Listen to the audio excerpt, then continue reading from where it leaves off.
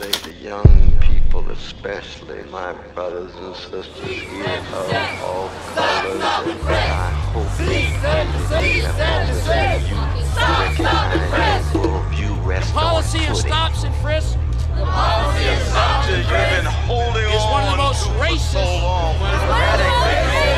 policies in the country.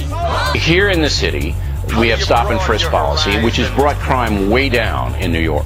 Way down, okay? And what that is the cops know who the wise guys are, they know who the dealers are, they know who the punks are, and they know who the muggers are.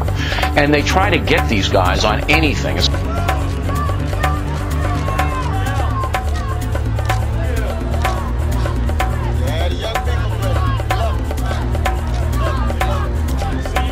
That's what drives crime down. Get them off the street.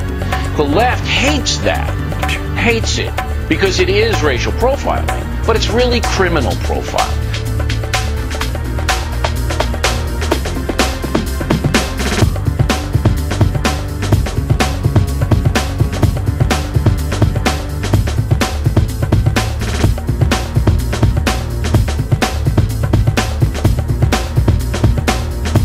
I was actually watching a video on it, and this kid actually recorded when he got stopped and frisked. And I think that cops are just going about it wrong. Like, you know, you shouldn't stop and frisk someone if they just turned around and looked at you twice. They could just be curious about, you know, what you'd be doing in their neighborhood. I think that maybe if the person actually looked really, really suspicious, like if they were really up to no good, then they should be able to stop and frisk them, for, you know, for safety reasons. But just looking and hunting down blacks and Hispanics for just because they look like, you know, what they look like, I don't think that's proper. You know? So it did seem a little racially motivated. So I can see how that would feel kind of aggressive towards people that are just trying to keep their head down and they feel like they're profiled.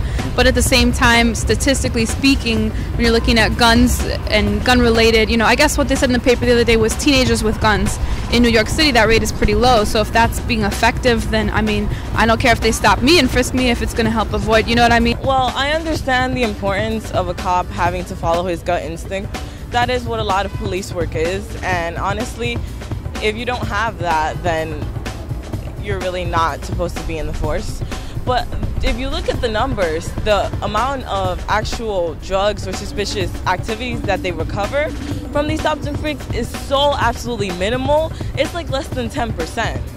And if you're getting that small amount of percentage of a result, you need to think of a better program. There's more justification for stopping crime in terms of doing that. You're not necessarily infringing on a person's civil liberties and all that good stuff. In other words, that particular, the means just justifies the end. And that it's not clear. It's not clear cut. It's not clear cut. I don't think truth has one eye. I can't remember who said it, but you see truth through two eyes.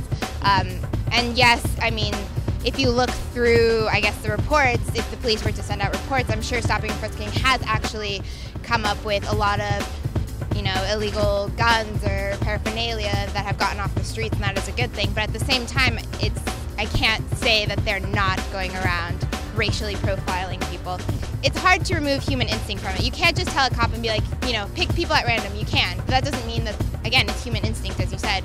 They're going to go with their gut feeling at the end of it, and whether that's racially motivated or actually driven by the need to protect the city, then that's, you know, up to them. Drives crime down. Get them off the street. The left hates that, hates it, because it is racial profiling, but it's really criminal profiling.